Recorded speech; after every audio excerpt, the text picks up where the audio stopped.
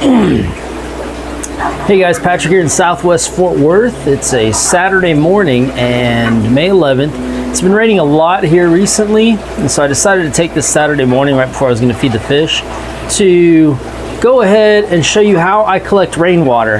Now, as I'm showing you this, keep in mind there's a lot of hearsay and whatnot about collecting rainwater and how you should do it, but even reading the internet and a lot of what people say, I don't see a lot of people actually using rainwater.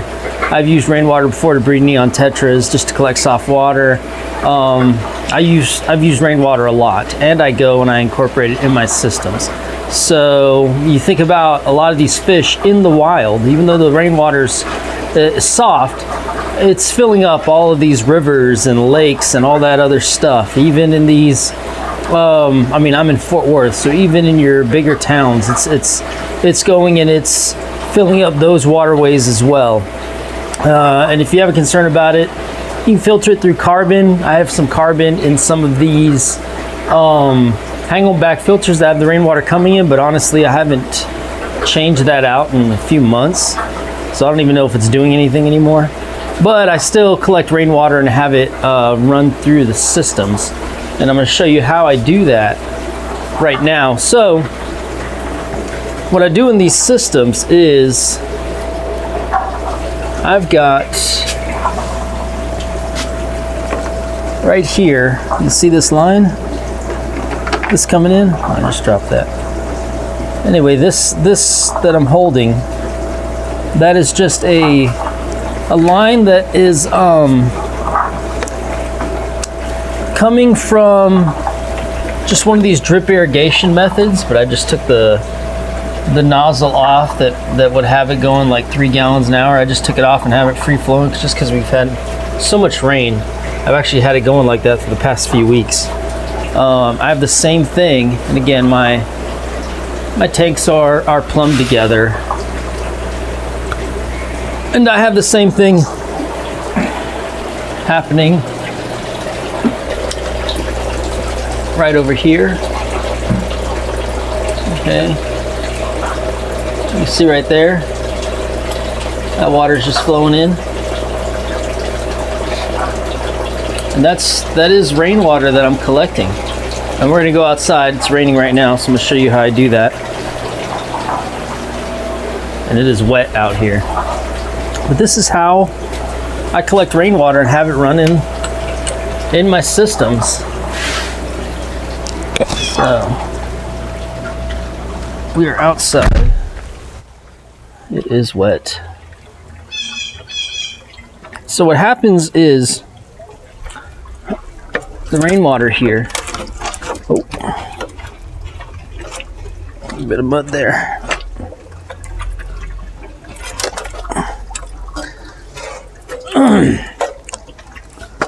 Get on this ladder. Okay.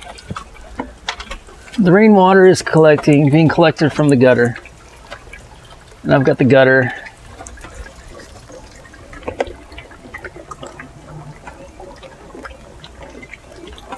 collecting it, and I don't have like a metal roof or anything. It's just one of these.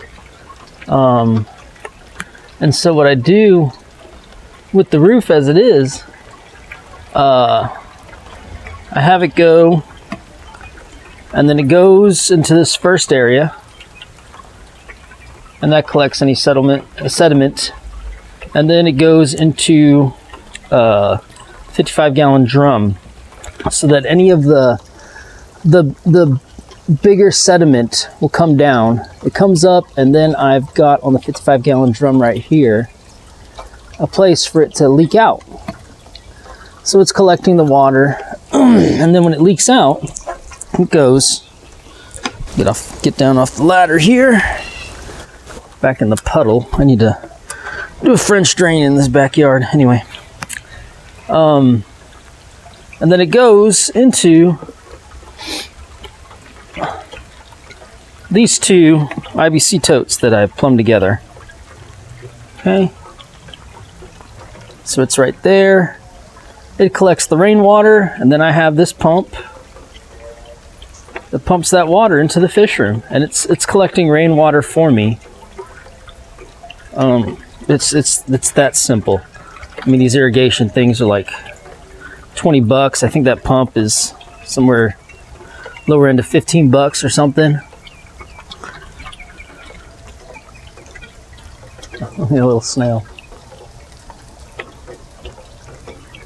Anyway, $15 on Amazon, and it is pumping that rainwater through an irrigation line down here into the fish room.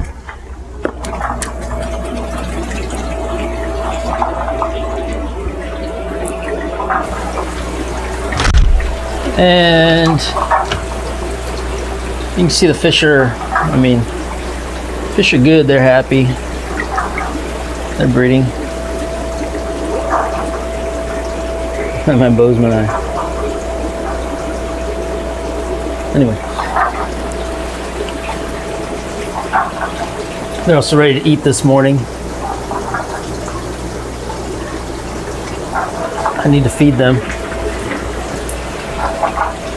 But yeah, that's how I collect rainwater. So if you read all this stuff on the internet, people talking about collecting rainwater and, don't do it, you're gonna kill your stuff and blah, blah, blah.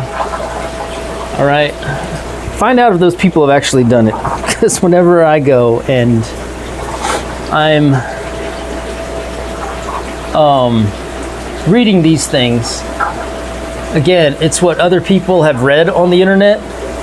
So this information is there's a lot of information that just gets passed on and passed on, but people aren't actually trying it and doing stuff. I mean, it's the same thing with like some of these, okay. I'm just gonna go on a little rant here. It's the same thing when a lot of people talk about their your pH, your KH, your water hardness and stuff like that. Okay, if you have tetras, if you have tropical fish, the best thing to do is use your tap water and treat your tap water.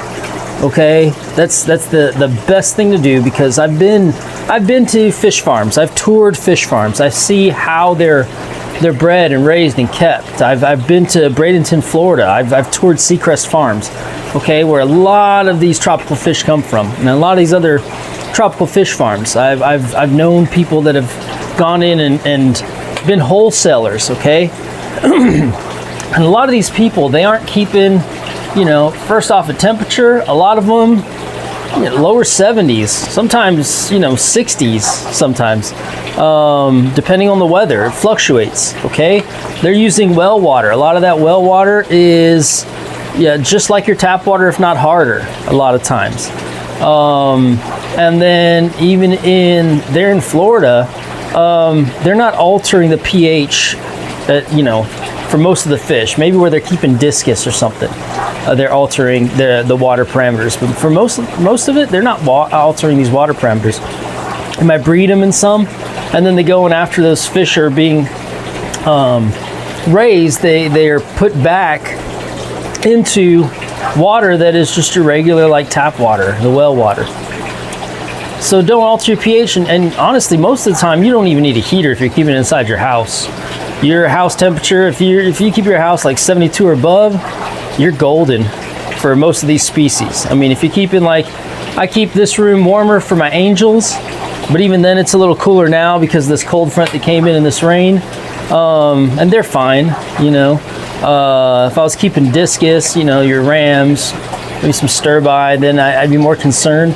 But for the most part, a lot of these other fish, they've been bred in captivity so long that it really isn't an issue for them, okay? And you would be doing more harm than good when you alter these parameters. And the other thing too, people don't realize in lakes and ponds, stuff like that, the pH itself fluctuates, okay? So at night, your plants, they reverse photosynthesis happens, and instead of taking in carbon dioxide and producing oxygen, they're taking in oxygen, producing carbon dioxide. Water is being inundated from these plants with carbon dioxide, and it's dropping the pH at night. And then in the morning, sun comes up, they're doing photosynthesis again. It's a lot of times they're pearling in the morning because their water is so full of carbon dioxide, and so they're naturally pearling. But what happens is the pH will rise again as the CO2 levels drop in those water bodies. Okay, so don't freak out about your pH either. Just stay stable. Go ahead and when you do your water changes, tap water, you know, treat the water unless you're keeping some sensitive fish or something like that. But most of your tropical fish, guys, just use your tap water, okay? And you can use rainwater. Anyway, I just wanted to do a little, I guess, give a little rant and talk about the rainwater and how I use it for in my systems, because I like using rainwater and having it come in. And is the rainwater different from the tap water parameters? Yes, it is softer and stuff like that. But again, when these lakes and rivers and stuff fill up, what are they filling up with? They're filling up with rainwater. It's not it's natural. And some of these electric blue acara getting big. Oh, I think I want to end it with, because I'm showing off some of these fish I have for sale and whatnot. Not the blue acara, but the cribs and rainbow fish and whatnot. But I do want to end. I've got this crib over here. It came from the cribs that were in this tank, and I think it came down in the overflow. Somehow came down when it was smaller. Anyway, it's in here with these swordtails now, and let's see if I can find it, because it's this crib has got to be maybe 1.5 inches long, but he's so colorful. I'm amazed every time I go to feed this tank how colorful this little crib is. And now he's hiding right when I want to show him off. Where are you, little buddy? There you are, down there. Oh, you're less colorful than you are in the evenings. Anyway, just amazed at some of the color. Here's some of my other cribs that are, golly, they're getting to be breeding size now. They really are. They're getting big. For Benzies, $3. Bozeman Eye, $5. All right, I'm gonna end my little Saturday rainwater collection and other ranting video. I'll see you guys later.